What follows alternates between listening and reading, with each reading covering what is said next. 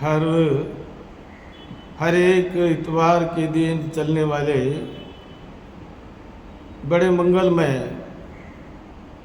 धम्म Sunday school में आप सभी निष्ठावान, जागरूक, श्रद्धावान दायक दायिका, श्रद्धावान उपासक उपासिकाओं का स्वागत है धम्म के पवित्र पावन मार्ग पर।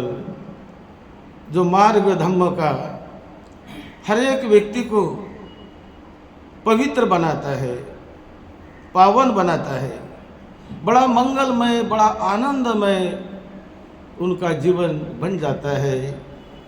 जो जागरूक भाव से, प्रज्ञा भाव से सद्धम्म के रास्ते पर चलने का संकल्प करके मुझे, मेरे देह को, मेरे जीवन को धम्म के रास्ते पर ले जाना है, और वो ले जाने वाला मैं स्वयं हूं। मेरा भाई मुझे नहीं ले जा सकता है, मेरा लड़का मुझे नहीं ले जा सकता है, और तो कोई मेरा गुरु भी मुझे नहीं ले जा सकता है। गुरु केवल रास्ता दिखा सकता है। मुझे ले जाना है, मुझे समझ लेना है। मुझे यदि पुणे जाना होगा तो मुझे ही जाना पड़ेगा, गाड़ी करके या ट्रेन से, बस से या अपने कार से मुझे तैयारी करनी पड़ेगी। कहीं भी हो, अपने उस परम आनंद सुख को पाने के लिए हर एक व्यक्ति ने स्वयं प्रयत्न करना है, चलना है उस मंगलमय रास्ते पर। रास्ते दो प्रकार के हैं। एक है अमंगल रास्ता है, गलत रास्ता है, बुरा रास्ता है, और दूसरा है मंगलमय रास्ता है, कल्याणकारी रास्ता है। तो हमें सिलेक्ट करना है कौन से रास्ते पर मैं चलूं, कौन से रास्ते पर मेरे जीवन को मैं ले जाऊं। खाना पीना सोना ये कोई जीवन का मकसद नहीं है कि केवल हम खाने पीने के लिए कि मैंने बहुत अच्छा आराम किया, बहुत अच्छा खाया, बहुत सुंदर किया। वो तो जीवन का एक अंग है, उसकी भी जरूरत है जीवन में, लेकिन वो जीवन का एक अंग हुआ है। उसके आगे जाकर कैसे मैं आध्यात्मिक अपना विकास करूं, केवल बॉडी का नहीं, ये शरीर की देखभाल तो मुझे करनी ही है। मैं मेरे शरीर की देखभाल नहीं करूंगा तो कौन करने वाला है। मैं बीमार पड़ा तो दवा मुझे लेनी पड़ेगी ना। मैं बीमार पड़ता हूँ और दवा मेरा लड़का लेता है या मेरा भाई लेता है, तो क्या मेरी बीमारी दूर होगी? क्या नहीं दूर होगी। मेरे शरीर पर कोई मैल जम जाता है, मेरे चेहरे पर कुछ गंदगी आ जाती है, तो मुझे साफ करना है ना। कौन करेगा मेरे चेहरे को? कौन साफ करने के लिए आएगा? बड़ा सिंपल सिद्धांत है। धम्म बहुत सरल है, बहुत सिंपल है। धम्म कोई बहुत बड़ी फिलॉसफी नहीं, केवल ज्ञान और पढ़ने की बात नहीं है। धम्म है अपने जीवन को, अपने देह को मंगलमय रास्ते पर ले जाने का रास्ता, फल पाने का रास्ता। फल इसी जीवन में मिलेंगे। कौन से फल है? सुखदायी फल, आनंददायी फल, और वो फल का अनुभव, उसका साक्षात्कार मुझे ही करना होता है, मुझे ही चलना होता है। तो ये वर्षावास का काल हमारे सभी दायक दायिकाओं के लिए, उपासक उपासिकाओं के लिए, सभी भाई बहनों के लिए ये बड़ा मंगलमय काल होता है। 3 महीने का वर्षावास, 4 महीने का वर्षावास, कुछ लोग इसे चातुर्मास कहते हैं। ये बहुत ही मंगलमय वर्षावास का समय होता है कि हम अधिक से अधिक कुशल कार्य कर सके, मंगलमय कार्य कर सके, सेवा के कार्य कर सके, अधिक से अधिक हम पुण्य संपादन कर सके। ये अवसर हमें मिलता है और उसका लाभ सभी ने लेना है, सभी ने लेना है। तो हम तो हमेशा हमारे काम धंधा करने वाले, नौकरी पर जाने वाले लोगों का हर एक दिन बड़ा बड़ा बिजी होता है, क्योंकि वो करना है हमें, परिवार के लिए, अपने लिए, सभी के लिए मुझे करना है। इसी प्रकार एक दिन निकाल कर, कि एक दिन भरा छुट्टी का दिन निकाल कर मैं आधा पौन घंटा, 1 घंटा अपने कल्याण के लिए लगाऊंगा, अपने देह के लिए लगाऊंगा, अपने शरीर के लिए, अपने मन के परिशुद्धि के लिए लगाऊंगा, आध्यात्मिक में अपना 1 घंटा में बिताऊंगा। तो ये आपने बिताया हुआ 1 घंटा आने वाले हफ्ते को मंगलमय करेगा, क्योंकि वो बीज यदि आपने बोया, कल्याण में बीज बोया, तो आने वाला दिन बड़ा कल्याणमय, बड़ा मंगलमय और बड़ा यशस्वी होगा। ये सद्धम्म की गारंटी होती है। सद्धम्म हमेशा दुख दूर करने वाला होता है। बुद्ध ने कहा, तो बुद्ध ने रास्ता सिखाया, वो कौन सा दुख क्या है उसे समझाया, और उसे दूर कैसे किया जा सकता है वो रास्ता बताया। और दुख को दूर करने का मतलब है अनंत सुख शांति को पा लेना, उसका साक्षात्कार करना, उसका अनुभव अपने जीवन में करना, अपने लड़के बच्चों के साथ उस आनंद को, सुख को शेयर करना। तो हम जो यहाँ आकर हमेशा त्रिशरण पंचशील लेते हैं और अपने वाणी से, अपने मन से, अपने दिमाग से जानबूझकर जागरूक भाव से उसे लेते हैं, तो हमारे देह में वो सद्धम्म के मंगल में बीज बोए जाते हैं। हमने बोया, जमीन में मानो खेती है हमारी, उस खेती में बीज मैंने बोया तो खेत में फसल उगेगी। खेती है मेरी, लेकिन खेत में मैंने बीज बोया ही नहीं, कहाँ फसल उगेगी? बीज तो बोना चाहिए ना, तो फसल आएगी। लेकिन बोया ही नहीं मैंने बीज, आलस में रहा, प्रमाद में रहा, बातें करते रहा, गप्पा मारते रहा, लेकिन बीज नहीं बोया, जमीन नहीं पड़ी हुई। तो बीज नहीं बोया तो अपने आप वहां से फसल आने वाली है क्या? नहीं आएगी फसल अपने। इसी प्रकार भाई बहनों, आध्यात्मिक रास्ते पर जब हम चलते हैं तो चलने का मतलब अपने देह में ही बीज बोते हैं, वो धम्म के बीज बोते हैं। अपने इस देह के भूमि पर इसे तथागत बुद्ध ने भूमि कहा। ये भूमि है आपका देह का मतलब, ये पुण्य भूमि है। ये कुशल बीज बो तो बहुत फल मिलेंगे। ये भूमि है। मनुष्य जीवन एक कर्म भूमि है, तो यहाँ तुम कुशल कर्म करो तो फल, आनंद देने वाला मंगलमय फल मिलेगा ही। चिंता करने की जरूरत नहीं, वो मिलेगा ही। लेकिन तुम कुशल कर्म ना करो, प्रमाद में रहो, अकुशल कर्म में पड़े रहो, तो अकुशल कर्म का मतलब तुमने वो बुरे बीज बोया इस कर्म भूमि में। अपने देह के द्वारा, मन के द्वारा, वाणी के द्वारा, शरीर के द्वारा गलतियां करके, गलत ढंग से चल के बुरे बीज बो रहे हैं। कभी कभी अनजाने में कभी बुरे बीज बोए जाते हैं। तो इसीलिए जानबूझकर कैसे मैं अच्छे बीज बोऊं। बुरे किसे कहते हैं? अच्छे कौन से हैं?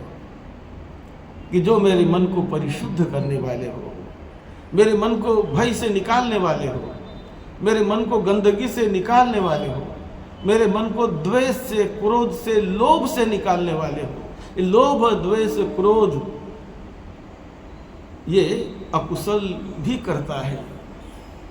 लोभ के वश में, क्रोध के, द्वेष के, मोह के वश में जाने अनजाने में व्यक्ति अकुशल कर्म कर लेता है, बुरे कर्म कर लेता है, गाली गलौज कर लेता है, मारपीट कर लेता है, चोरी कर लेता है, शरीर वाणी मन से बुरे कर्म में लग जाता है, क्योंकि लोभ के कारण। आसक्ति के कारण, मोह के कारण, अंधकार के कारण, नासमझी के कारण शरीर और वाणी से, मनुष्य के हाथ से अकुशल कर्म हो जाते हैं। लेकिन जागृत भाव से हम रहे कि मेरे वाणी से, मेरे शरीर से अकुशल कर्म ना हुए, गाली गलौज मेरे द्वारा किसी को ना दी जाए, मेरे द्वारा किसी को मार पीट, मैं मेरे हाथों से किसी को मारूंगा पीटूंगा नहीं, मैं मेरे शरीर से किसी की चोरी नहीं करूंगा, मैं सील का पालन करूंगा मैं। तो ये यदि प्रतिज्ञा करके हम चलते हैं तो कुशल रास्ते पर आ गए, मंगलमय रास्ते पर गए, और जानबूझ कर आ गए तो फल मिलेगा ही, मिलेगा ही, मंगलमय जीवन बनेगा ही। हर एक आपत्ति विपत्ति में धम्म हमारे साथ रहेगा, वो फल हमारे साथ रहेंगे और जीवन मंगलमय बनेगा। सात भुजंग की बात तथागत बुद्ध करते हैं। ये सात भुजंग कहाँ है, कहाँ इसका साक्षात्कार होता है? सत्व भुजंगा भिक्खवे धारेथ करोथ भावेथ। ये सत्व भुजंगा यानी सात भुजंग, सती संभोजंग, सती को जागरूक करना यानी अपने जागरूक अवस्था को, अलर्ट को, अवेयरनेस को प्रतिक्षण हमें जागरूक रखना है। तो कहाँ रखेंगे जागरूक? अपने मन में, अपने शरीर में, अपने जीवन में से जागरूक रखना है। इसी प्रकार प्रीति संभोजंगो, प्रीति का मतलब अनंत सुख शांति का साक्षात्कार, परम आनंद की अनुभूति कहाँ होती है? वो ग्रंथ में, मूर्ति में, किताब में, जमीन पर, कहाँ पर? प्रीति संभोजंग की अनुभूति कहाँ पर होती है? ये प्रीति संभोजंग की अनुभूति, उसका साक्षात्कार तुम्हारे मन में, तुम्हारे देह में होता है। जो परम प्रीति, प्रीति संभोजंग, पश्चदी संभोजंग, समाधि संभोजंग, धम्म विजय संभोजंग। तो ये जो सात संभोजंग की बात तथागत बुद्ध ने कही, किताब में लिखी है, गुरु भी बताते हैं, लेकिन वो बताने से और लिखी बात पढ़ने से सब कुछ लाभ नहीं होता है, उसकी केवल जानकारी होती है। लेकिन पूरा लाभ लेने के लिए, पूरा लाभ पाने के लिए हमें अंतर्मुखी होकर उन संभोजंगों को स्पर्श करना पड़ेगा, उसको निर्माण करना पड़ेगा, निर्माण होने देना पड़ेगा। अपने आप निर्माण होते हैं वो, यदि उस रास्ते पर चले तो अपने आप निर्माण होते हैं।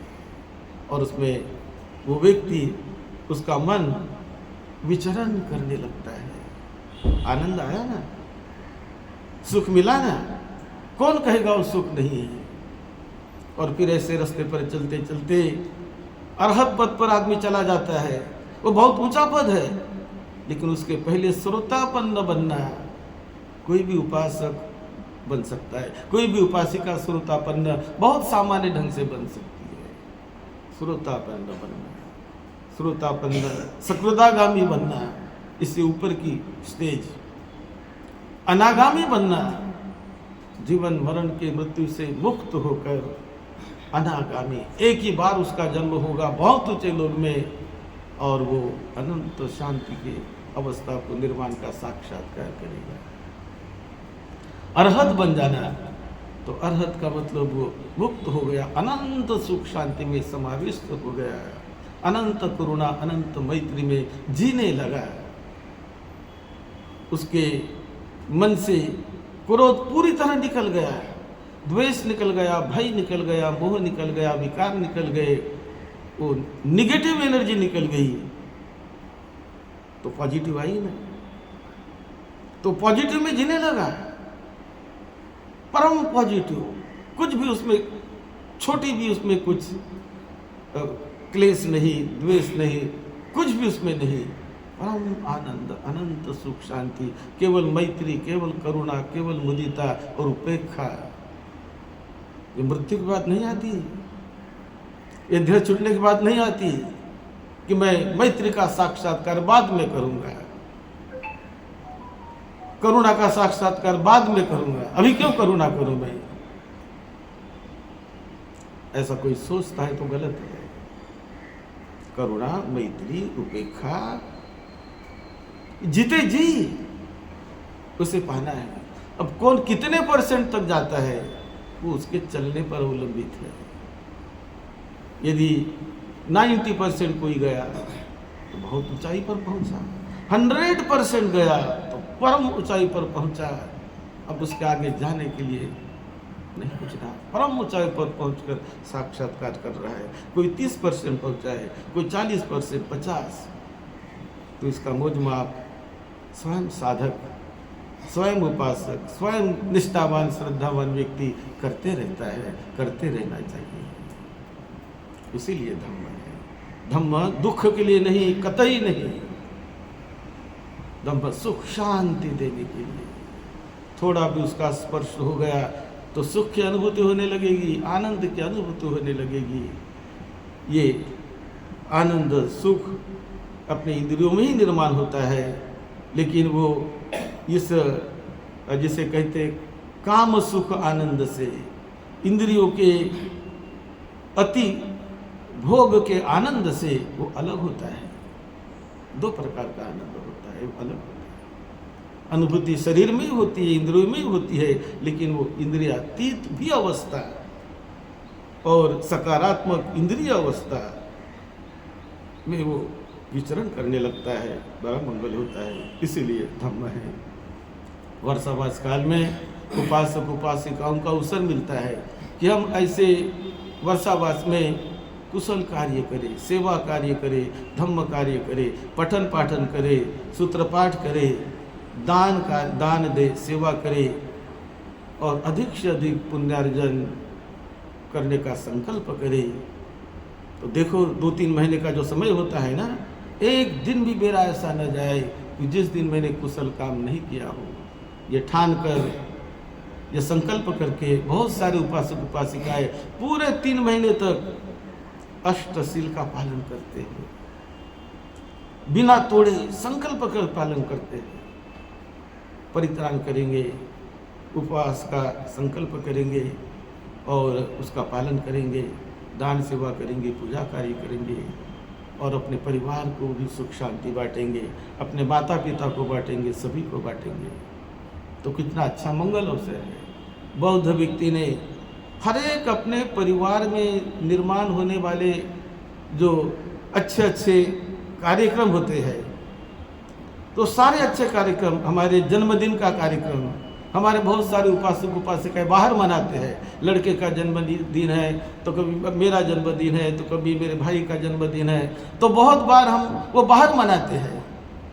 बाहर मनाना भी चाहिए, लेकिन निष्ठावान श्रद्धावान व्यक्ति ने अपना ये जन्मदिन मनाते समय पहले सर्वप्रथम धम्म का स्मरण करके, धम्म के रास्ते पर चलकर, बुद्ध विहार में जाकर मुझे पहले मनाना है, मेरे लड़के का जन्मदिन मुझे बुद्ध विहार में मनाना है, वहाँ से शुरू करके फिर बाहर जाकर पार्टी देना है जो करना है। लेकिन पहला बुद्ध विहार, पहले धम्म का स्मरण। मेरा जन्मदिन मुझे सर्वप्रथम बुद्ध विहार में मनाना है, मेरा जन्मदिन मुझे सर्वप्रथम, मेरे भाई का जन्मदिन, मेरा जन्मदिन, लड़के का जन्मदिन, ऐसा कोई भी मंगल कारक दिन हो तो हमें बुद्ध विहार से जुड़कर मनाने में करोड़ों करोड़ों लोगों की सद्भावना तुम्हारे उस मंगल कार्यक्रम से जुड़ जाती है।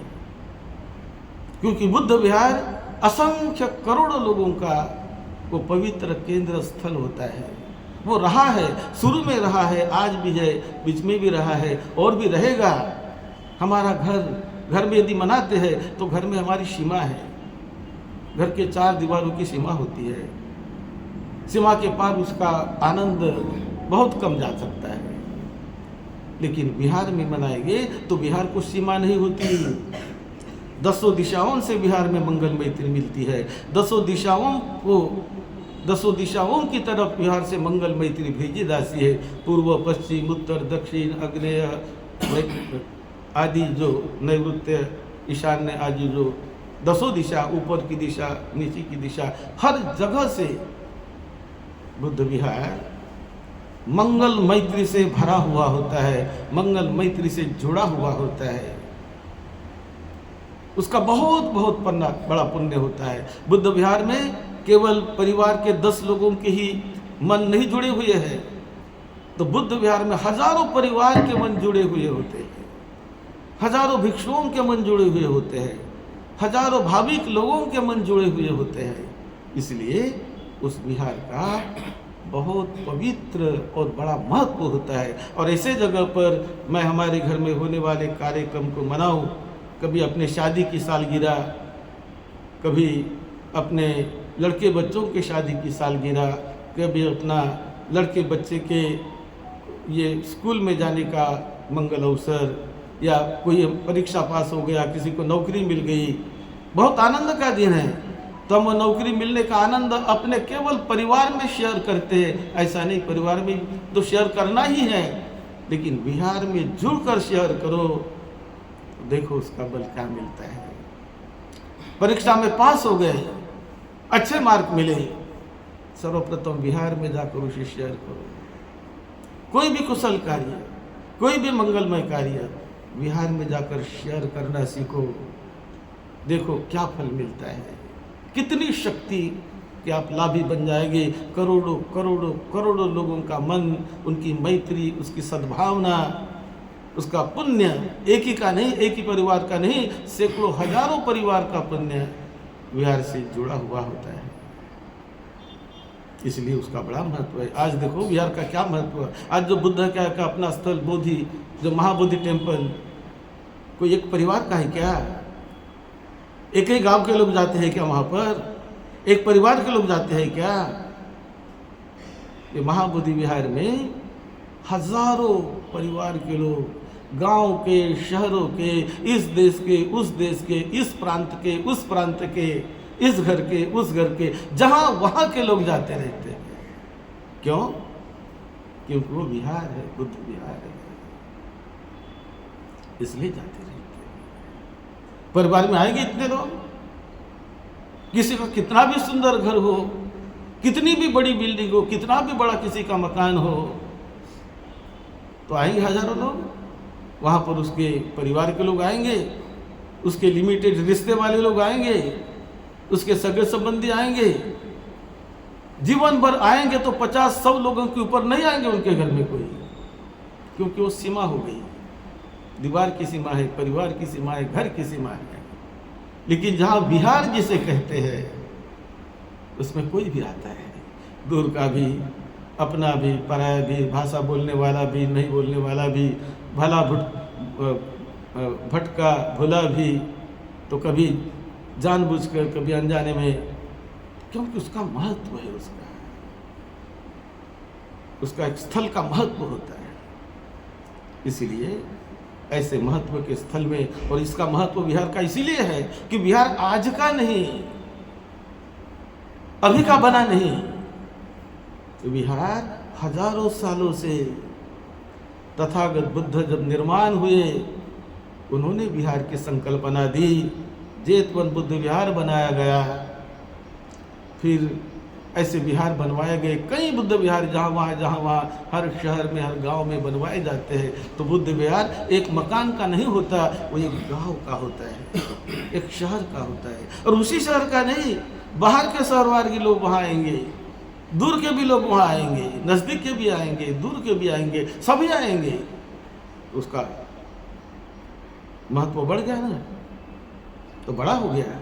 और ऐसे जगह पर यदि हम अपने परिवार के कार्यक्रम, परिवार का मुखिया कहता है कि नहीं, मेरे घर में होने वाले सारे कार्यक्रम विहार से मैं पहले शुरू करूँगा, तो कितना अच्छा उसने निर्णय ले लिया, कितना अच्छा उसने दिशा दी अपने लड़के बच्चों को। जब वो करता है तो उसके लड़के बच्चे करने लगेंगे, उसके नाती नातियाँ करने लगेंगी, बेटे बेटियाँ करने लगेंगी। वो करता है तो, यदि वो नहीं करता, परिवार का प्रमुख नहीं करता, तो नाती नहीं करने वाला कभी, उसका लड़का कभी नहीं करने वाला। परिवार का प्रमुख यदि करने लगे तो देखो परिवर्तन, कितना परिवर्तन आ जाएगा। कितना कुछ रह जाएगा। तो धम्म हमेशा सुख शांति देने वाला होता है। अब सबका मंगल हो, सबको सुख शांति मिले। आज आप यहाँ पर आए हैं, जो ऑनलाइन पर भी सुन रहे हैं, उन सबको मंगलमय दिन देंगे। अब यहाँ विशेष रूप से हम जो आते हैं, विशेष संकल्प करके आते हैं, समय निकाल कर आते हैं अपने घर से, गाड़ी पकड़कर, रिक्शा पकड़कर, समय निकाल करके आना पड़ता है। तो जब से बिहार जाना है मुझे, ये ख्याल, ये विचार मन में आता है, तब से पुण्य शुरू हो जाता है।